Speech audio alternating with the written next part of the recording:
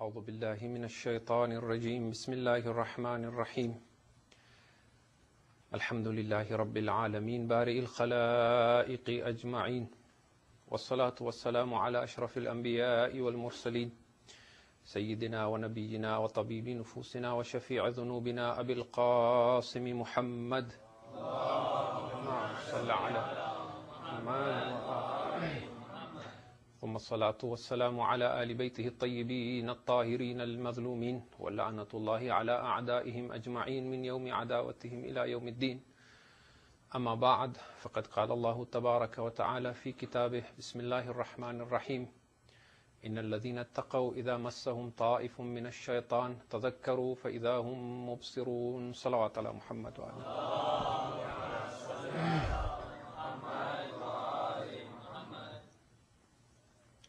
We continue with our discussion on the root cause of negative suffering. What we have said so far is that the human mind is a tool, and by its very nature, it is in the habit of producing an incessant stream of thoughts. When you completely identify with these thoughts, you might believe you are the voice in your head and that you are doing the thinking. You do not do thinking. Thinking happens. Just like it wouldn't be correct to say, I am circulating the blood in my body. I don't circulate the blood in my body. It circulates. Similarly, you wouldn't say, I am digesting or I am breathing. You could say, I am breathing, but you are not doing the breathing. It's happening. In the same way, you might think, I am thinking, but you are not really thinking. The mind is thinking. It is producing a constant chatter. When you have something of value, the mind is focused and it executes that particular task very well. But when there isn't anything of particular importance happening, it continues to produce an incessant chatter of thoughts. And so most human beings are what we call possessed, or their true identity has become hijacked by this mind, which is pretending to be the real person. And as we explained the last time, the mind over the ages creates a fictitious and false identity that we call the ego. And this ego then is what most people think is who they are. The sense of I-ness that they have, and that identity with the thought in the mind. Now, this false identity, or I, it depends on, first of all, its separateness to exist. Even though it does not have a reality, as long as it can sustain and maintain this idea that I am separate from everything else, and there is no connection between me and anything else, it continues to exist. In order for this conceptual I to exist, there has to be a conceptual other. And other is most other when they are an enemy. In other words, when I can see others as being wrong and seeing myself as being right, when I see myself as being superior and others as being inferior, the more wrong the others are and the more right I am, the more separate I am from everything else. And therefore the ego needs others to be separate and wrong in order for it to be right. And because of this, it uses various forms of negative suffering that it thinks are techniques or methods of survival to keep itself going. And tonight we want to talk about some of these methods. These methods include finding fault in others, complaining, criticizing, the compulsive need to argue, resentment, holding a grievance in the heart, which is a long-term resentment against others, reacting to everything emotionally. These are all the different methods that the ego will use to stay alive.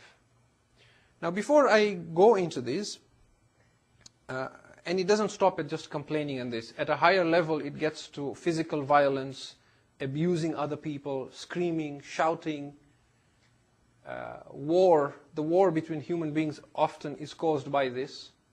Fighting an imaginary war in the mind, fighting against other nations, a war against terror that is all in your head only. These are all different forms of the ego playing out itself to hold itself superior to others.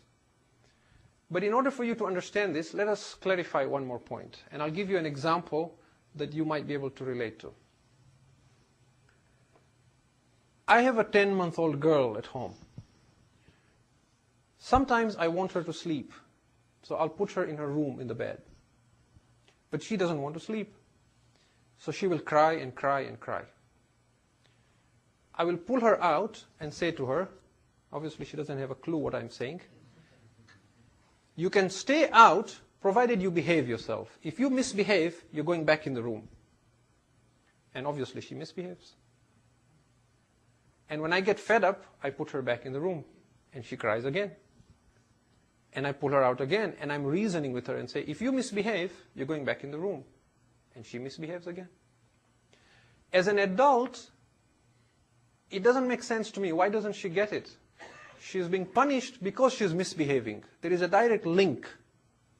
But as an infant, she doesn't see the relationship at all. She cannot understand that misbehaving has anything to do with me being punished or being put in my room. The ego is like a little child. Behind the ego sits the real human being, that silent awareness that watches the mind as it plays games. That real human being can see a relationship between negative suffering and the unhappiness it creates for itself. But the ego cannot see that. In other words, when the ego is using criticism, blaming, sarcasm, emotional blackmail, resentment, hurting other people's feelings, arguing, it actually thinks it is solving a problem. It cannot see the relationship that these techniques are the very reasons that I am unhappy. This is what is making me unhappy. And that is why when you identify with the mind completely and you believe it to be you will continue using these methods to try and find happiness. Because you think you are the mind, and the mind thinks this is causing happiness. But when the awareness behind the thought sits and watches, it will give up these methods. Because it realizes that this is the cause of the unhappiness. It sees a relationship between that criticism and blaming and complaining and resentment with the sense of dissatisfaction with life and the unhappiness it is creating for itself and for everything around it. So if you keep this in mind, then we proceed, inshallah. Salawat ala Muhammad wa ala Muhammad.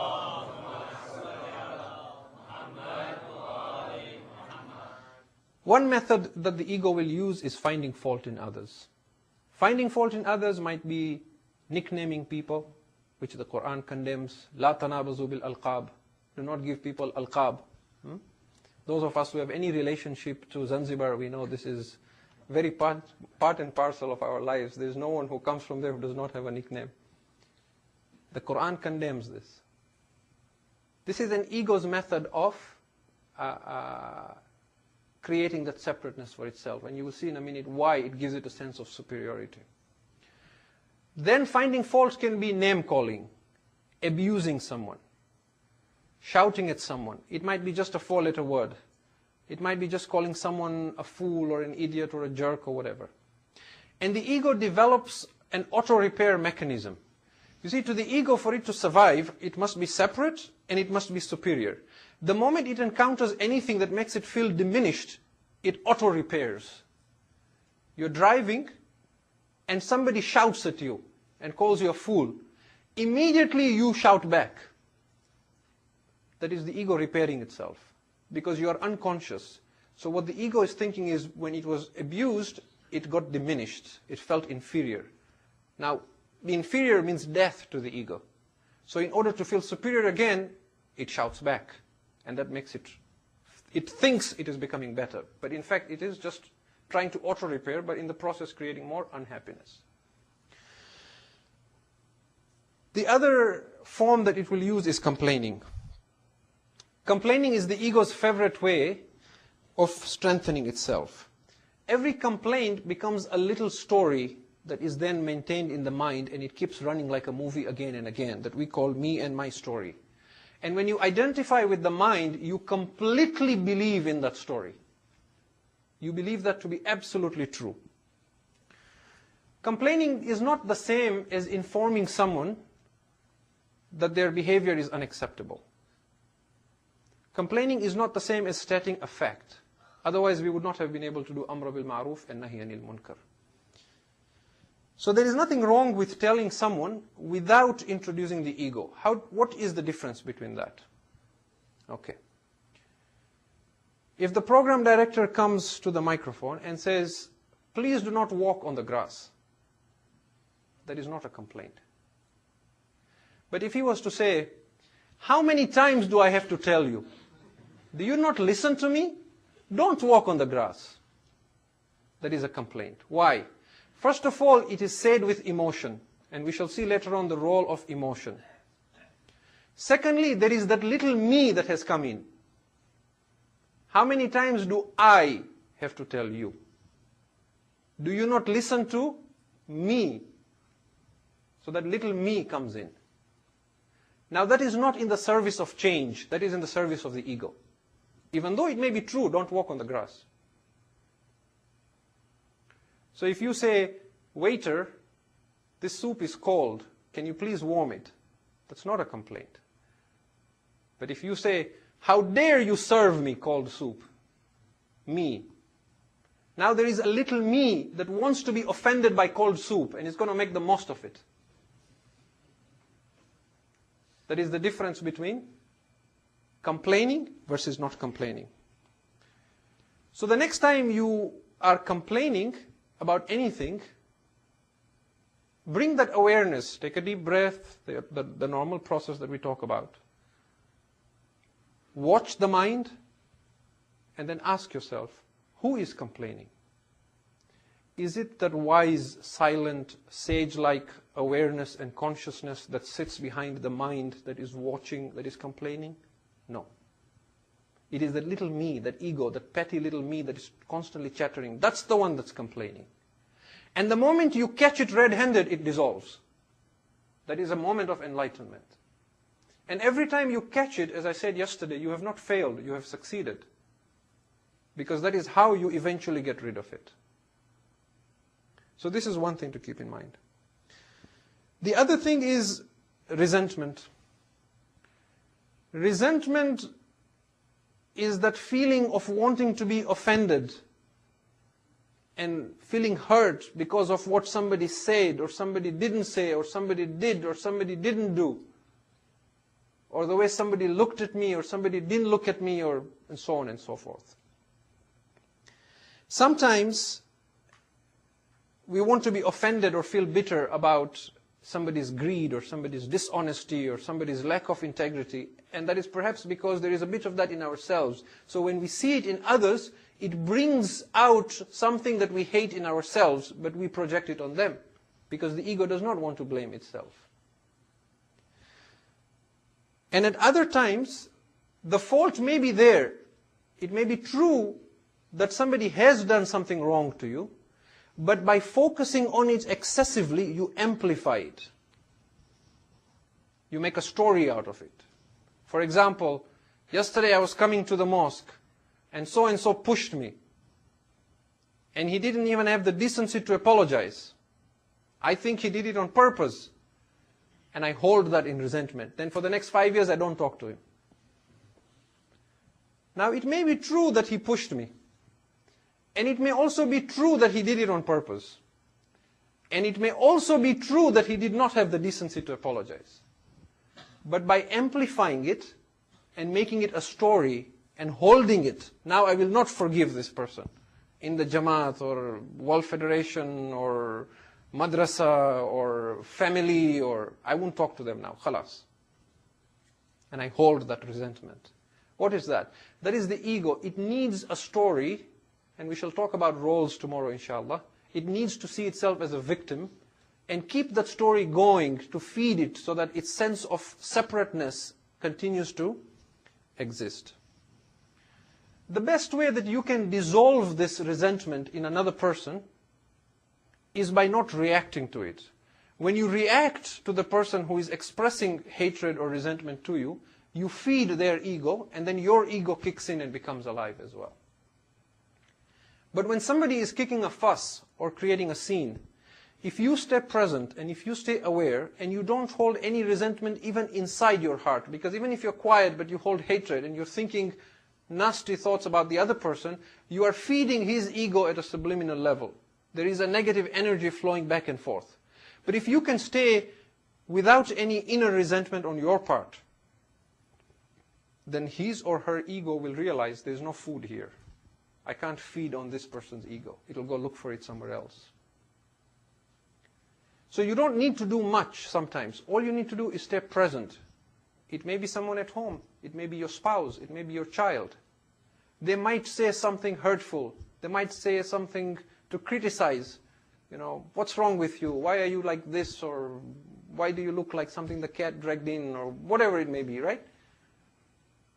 Don't think. Just stay present, stay calm, stay focused. Because the person who is criticizing is not the real human being. The person who is criticizing is the illusion, the ego that has possessed the person and hijacked him and is temporarily pretending to be that person. So non-reaction sometimes will help you dissolve the other person's ego. Now, non-reaction is not the same as non-action. This is very important. Non-reaction, when you don't react, it's not the same as you don't act. Non-reaction means you act, but you act with consciousness. So there is nothing wrong with telling a person to stop how they're behaving, or to tell them that their behavior is unacceptable, provided you do it as a fact, without making it a personal, emotional reaction. So non-reaction is not that if my spouse bashes me on the head with a frying pan, I just stand still and I smile. Oh, I'm enlightened. I don't react. That is not non-reaction. Now, this is very important that you need to understand this. Non-reaction is that you act but with consciousness. Even if you are in jihad, you don't react, you act. Now, there isn't enough time to go into details, but the famous incident that we talk about between Amir al-Mu'mineen alayhi salam and Amr ibn Abd Wud, salawat ala Muhammad wa ala Muhammad. And when Amr bin Abd Wud, shows disrespect to the Imam and spits, and the Imam pulls away, just think about that whole incident. What is that about? It is basically non-reaction. That I will not kill him as a reaction, as an emotional reaction. So you can even perform jihad without being reactive. And then there are other incidents. Throughout the history of our Imams, you will see that whenever they were confronted with somebody who was negative, they did not react. They stayed present, they stayed aware, they separated fact from opinion, and then they used action with consciousness. The man who comes from Syria to Imam Hassan alayhi salam and he starts abusing him. Allahumma salli ala Muhammad wa ala Muhammad. And he starts telling, because he's come from Muawiyah. You are this, and you are this, and you are that, and you are that. Typical human reaction is, who do you think you are? Do you know who I am? I'm the grandson of the Prophet. How dare you speak to me like this? But there is no ego there. He's quiet. He's totally in control. And then he speaks. Brother, you seem to be from out of town. Are you hungry? Can I give you some food? Do you have a place to stay? Can I take you home? He dissolves the other person's ego. He falls at the Imam's feet. The same with the incident that you see with Imam al-Baqir alayhi salam, when a man comes to abuse him. Allahumma salli ala Muhammad wa ala Muhammad. He abuses him and abuses him and abuses him and even abuses the Imam's mother. Who will tolerate that your mother should be abused? Huh? If somebody, you abuse my mother, I'll kill you. The Imam, Ma'soom, min aslab al-tahira. Who dares to abuse the Imam? And the fifth Imam's mother is the daughter of Imam Hassan as well. Because his grandfather on both sides are Imams. When the man is done, what does he say to him? See, there is no reaction, there is action. There's only fact, there's no opinion. He says, brother, if what you say is true, may Allah forgive me. And if what you say is not true, may Allah forgive you. And the man falls at his feet. His ego is dissolved. It is from the Ahlul Bayt alayhim salam that we learn what it means to forgive. We think forgiving, sometimes we hold a resentment against somebody, and you might have a resentment against someone in this room. This is an opportunity to think about this. We hold a resentment for so long, and we say we won't forgive. And then, in a moment of an emotion, we say, I'll forgive him. Maybe Allah will give me Jannat in exchange. Have we really forgiven? No. The next time something happens with that person, it will come out again. It is just dormant. Forgiving does not mean to overlook the person's mistake. Forgiving means to look through and realize that the person who did the wrong to me was not the person. It was the ego of the person. The person was unconscious. The real awareness behind the ego is a very nice person. Is a very loving, kind person. It is the mind-projected illusion, the ego, that thinks it needs to be critical or to be cruel in order to survive, that is the one that did harm to me. And when you realize that the essence of the person is good, it is just that he is unconscious, he is at a lower level of spirituality, then you know the true meaning of forgiving. Then you don't hold a grudge against the other person because you realize it's not personal. You don't overlook now, you look through. And that is the meaning of forgiveness. If you can recite a salawat ala Muhammad wa ala Muhammad. The other form of negativity that the mind will use, or the ego will use to survive, is reactivity.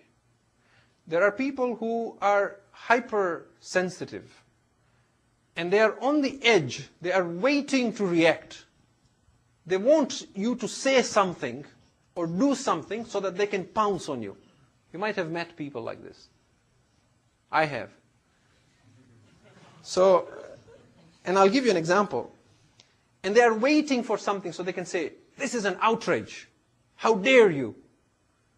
They want that telemarketer to call so that they can just, that's what they want. Or they want to go to a store and return something, and the cashier or the person there should hold an argument with them, and then you've made their day. Because this is what exactly their ego wants. They want to feed on that. About 2 weeks ago or so, I was in a building. I went to pick something up, and I went up the elevator, and I was coming down, and as I went into the elevator, there was a couple there with a beautiful 4-year-old girl. I'm guessing about 3-4-year-old. And as we went down the elevator, it stopped on a floor, and another lady got in with her son, and her son was about the same age as the little girl. And they stood there. And I saw firsthand what it means when a person is of the nature that reacts. The elevator stopped again at another floor, and the lady who had her son, who came in last, was exiting. And as she was exiting, perhaps the little boy thought the little girl was very pretty, and she was. He held her hand. And the mother of the girl now is reacting. She snatches the boy's hand and pushes it. And then as the mother walks out with her son, she starts a volley of abuse. Woman, what's wrong with your son? Keep him on a leash. This, that, that. And it goes on and on and on. Something as simple as that, but waiting to react. And then as the elevator door closes, she's going on and on. And she turns to her husband. What was he doing? Did he put his hand on her neck? Was he like strangling her? And she was going on. And the husband as well was as surprised as I was. He was like, no, he was just holding her hand. Oh, geez, I tell you, nowhere is safe nowadays. You can't be safe anywhere. There's no... Subhanallah. This is first-hand experience 2 weeks ago in Brampton, myself, eyewitness. And as I got off the elevator and walked out, she was still going on and on about how some parents need to keep their children on a leash and how it's just not safe nowadays. So there are people like this. And when you recognize that this is the ego playing itself out, you see drama and you realize why for centuries and for centuries human beings have lived in conflict and war and hatred and resentment and not forgiving each other for a lifetime, is it the real human being or is it just the ego? So don't try to let go of resentment or to try to forgive. There isn't anything to do. It's just awareness. As soon as you become aware that it is the ego and it isn't you, it dissolves. And you learn the meaning of forgiving and you learn the meaning of giving up resentment. And you free yourself from that. And that way you are a step closer to awakening, inshaAllah. If you can recite the salawat ala Muhammad.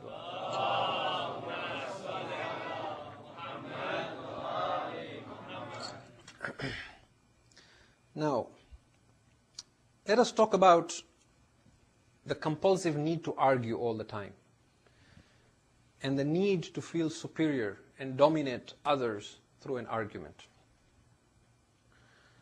When we complain or we criticize or we find fault in others, not only does it increase our sense of separateness from the other, but it also gives us a feeling of superiority. How does that work? You might be complaining about the weather. You might be complaining about the traffic jam. You might be complaining about politicians. You might be complaining about these lazy people who are unemployed, enjoying our tax money, or about the seniors who are just sitting back, enjoying our money, or you might complain about the children nowadays and the way they're being raised, or about the parents who are raising these children, or the Jamaat, the way it's being run, or the madrasa, or somebody at home, or just complaining. How does that make you feel superior?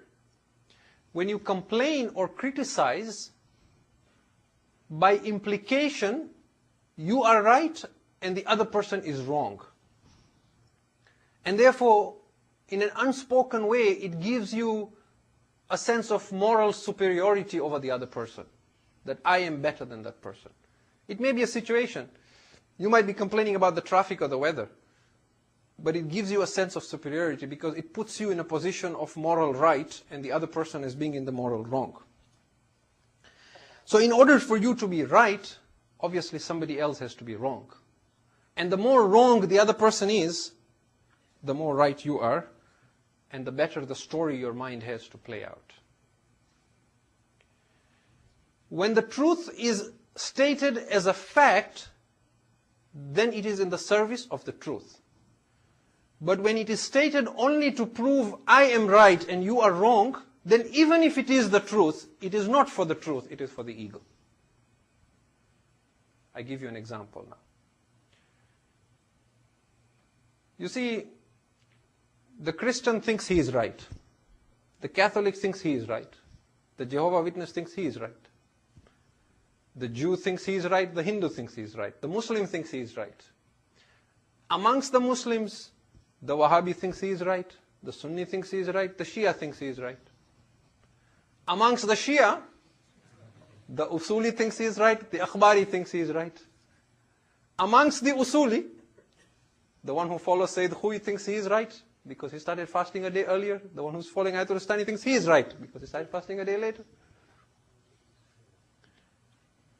The one who believes in Walayat al-Faqih thinks he is right. The one who is against it thinks he is right. Who is right? It's a puzzle now, right? Everybody is sure he is right and he is going to Jannah. If everybody puts his ego aside and we only sit back with that awareness that is the real me, and we look at the fact without personalizing it, then no two people will disagree. Because that is the fact. Unless you are insane, you will not deny it. But the moment it is mixed with personal opinion and ego, then the truth of the matter, my dear brothers and sisters, is that nobody is right. It doesn't matter if one of them is arguing and he happens to have the right fact in his hands. But the fact that the argument is for the sake of the ego, then none of them is right. And typically, this will go from verbal abuse, shouting, name-calling, to even physical violence. Even amongst Muslims and Muslims. If you have to call a fellow Muslim a kafir, or if you have to chop his head off to prove you are right, then surely that cannot be the truth. Because the truth that you believe in does not have any fact. It has such a paucity of facts that you have to cut somebody's head off to prove that you are right. If it was true, you would not have to resort to that. And that is why I say to even fellow Christians at work, if you are a Jehovah's Witness and you come knocking on my door with your Bible in your hand, if you are not willing to listen to my side of the story as well, and if you're not as open to allowing me to convert you as you want to convert me, then you really don't want the truth. You only want to satisfy your ego. Because if you really wanted the truth, you would want as much to learn as you want to teach. You would be open to the truth. But why is it that you only want to tell me, you don't want to listen? Because it is your ego that wants to be satisfied. It is not the truth that you wish to share. This doesn't mean that facts don't exist. Facts do exist. Let's take an example. If I say, light travels faster than sound, that's a fact. Now, if you disagree with me, it doesn't matter because it's the fact. I am right, you are wrong. It can be proven very, very easily by simply observing that lightning happens before thunder. And that proves the point. Now, if I say light travels faster than sound, that is in the service of truth. But if I say, believe me, trust me, why do you never believe what I say? I am telling you, light travels faster than sound. Now it may be true, but now it's not in the service of truth. Now it's in the service of the ego, because the little me has come in. Now it's about trust me, believe me. Why do you not believe me? I am telling you. It's not about the light traveling. So in the same way, if I state a fact and say, Shias do not believe the Quran is incomplete, that's a fact. I don't have to argue about it now. I don't have to personalize it. If I have to say and argue, believe me, why do you not believe? We do not worship our imams. Now it is not in the service of the truth. Now it is just about ego. I want to be right so that my ego is not diminished. And so we stop here and we ask ourselves, what are the kind of things that we argue about at home? And what are the kind of things that we argue about in the mosque? We argue about azadari, we argue about tabut, about alam, about lash, about niyaz, about what language the majlis should be in. So far we don't argue about who should recite because there's always a shortage. But we argue about, we argue about everything. Timing, what time should the program be held? Should this be happen? Should sufra happen? Should this happen? And not across, I'm not talking about this center or Toronto. Look across our centers across the world, the Middle East, Africa, India, Pakistan. Look at the things that we argue about as a community. And then what are the things we argue about with fellow Muslims who are not Shias?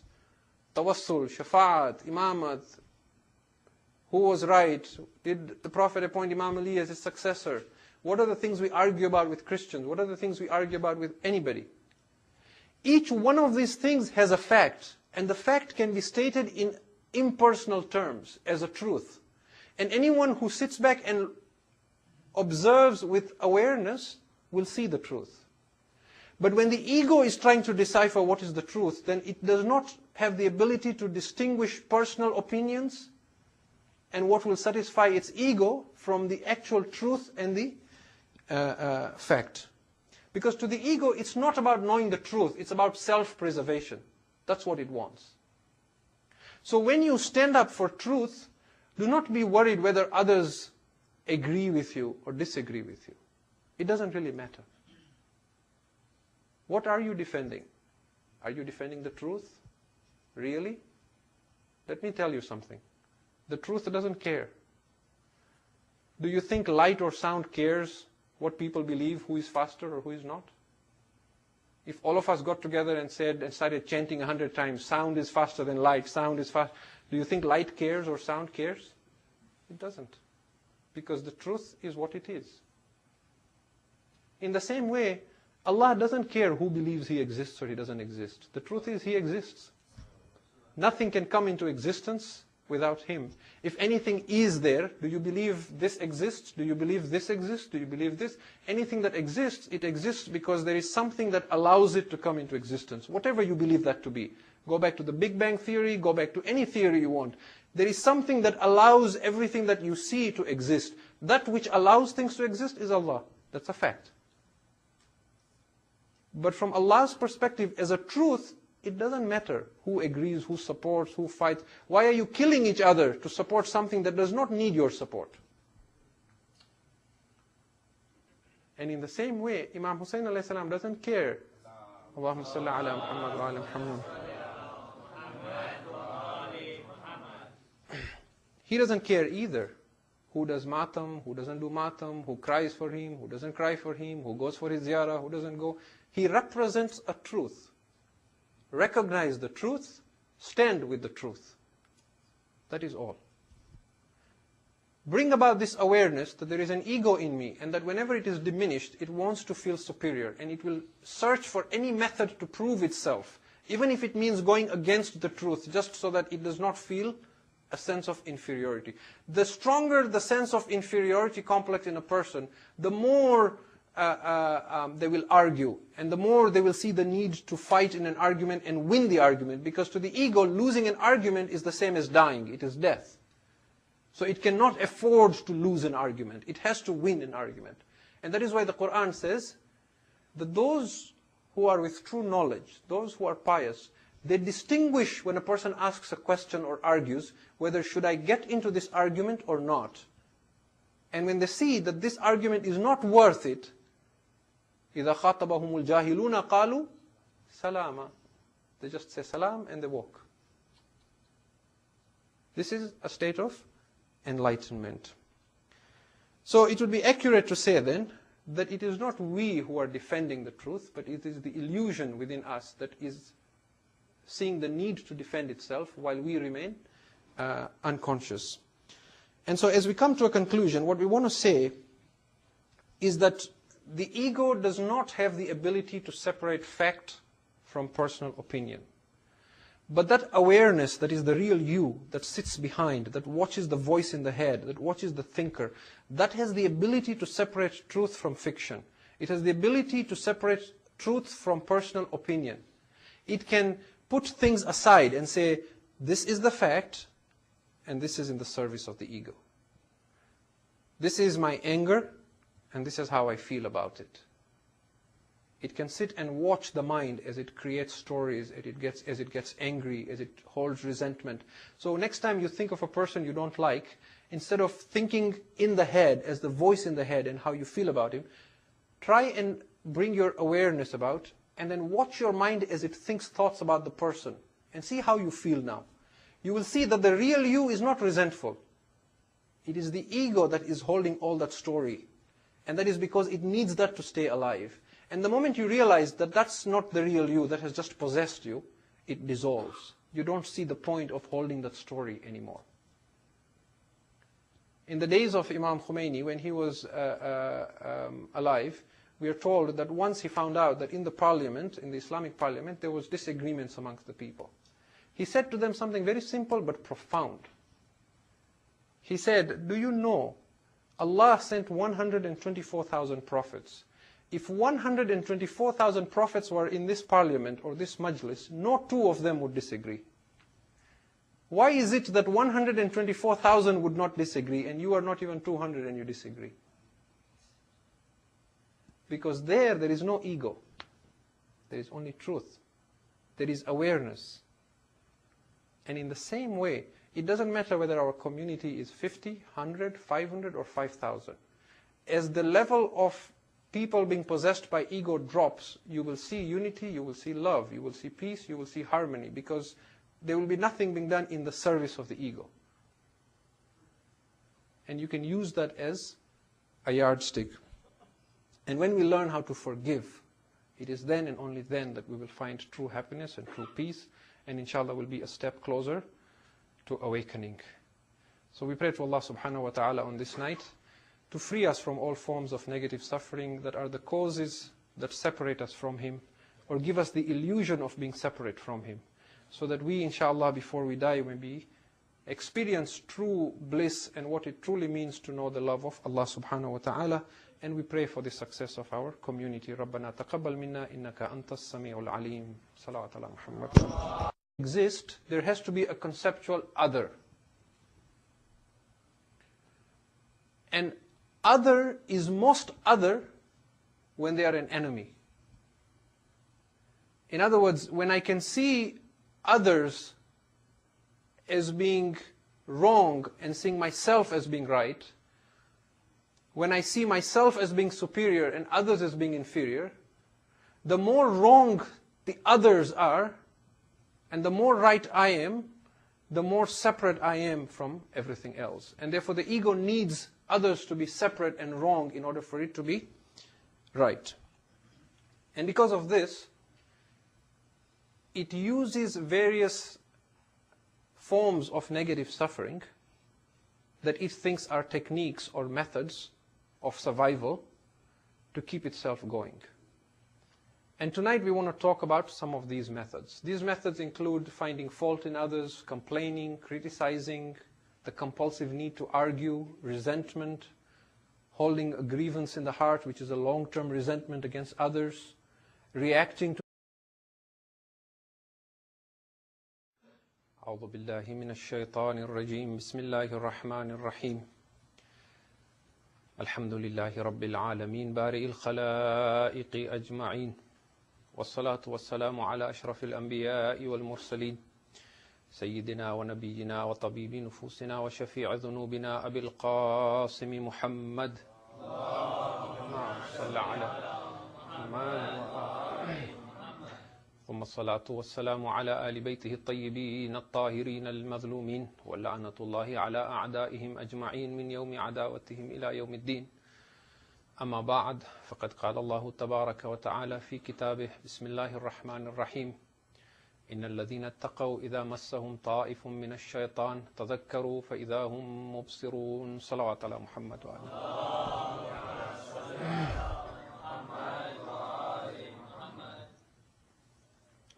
We continue with our discussion on the root cause of negative suffering. What we have said so far is that the human do everything emotionally. These are all the different methods that the ego will use to stay alive. Now, before I go into this, and it doesn't stop at just complaining and this, at a higher level it gets to physical violence, abusing other people, screaming, shouting, war. The war between human beings often is caused by this.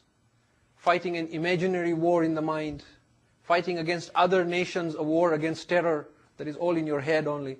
These are all different forms of the ego playing out itself to hold itself superior to others. But in order for you to understand this, let us clarify one more point. And I'll give you an example that you might be able to relate to. I have a 10-month-old girl at home. Sometimes I want her to sleep, so I'll put her in her room in the bed. But she doesn't want to sleep, so she will cry and cry and cry. I will pull her out and say to her, obviously she doesn't have a clue what I'm saying, you can stay in mind is a tool, and by its very nature, it is in the habit of producing an incessant stream of thoughts. When you completely identify with these thoughts, you might believe you are the voice in your head and that you are doing the thinking. You do not do thinking. Thinking happens. Just like it wouldn't be correct to say, I am circulating the blood in my body.